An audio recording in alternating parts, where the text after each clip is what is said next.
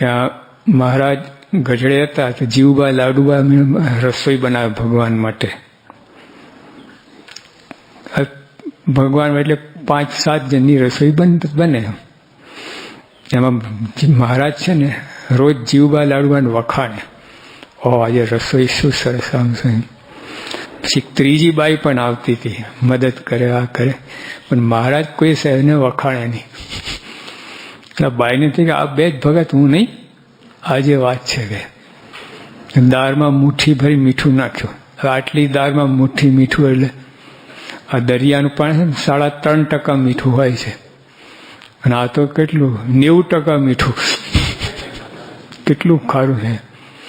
પછી દાળમાં નાખીને શાકમાં નાખ્યું, ને પછી ગોઠવાઈ ગઈ. સ્થાન લઈ લીધું, એને પોતાનું રિઝર્વ કરાવી લીધું ને. ભગવાન આયા જમવા, ભગવાન જમી ગયા, કંઈ બોલ્યા જ નહીં. તો બાઈને થઈ કે કેમ તું આ તપેલી બદલાઈ ગઈ શું? ક્યાંથી બદલા? હું અહીંથી ખસી જ નથી. રવાયું પાસે આવી, મહારાજ આજે રસોઈ કઈ બની છે? ઓહો, મારે કે તમારો હાથ પડે ને બાકી રહે.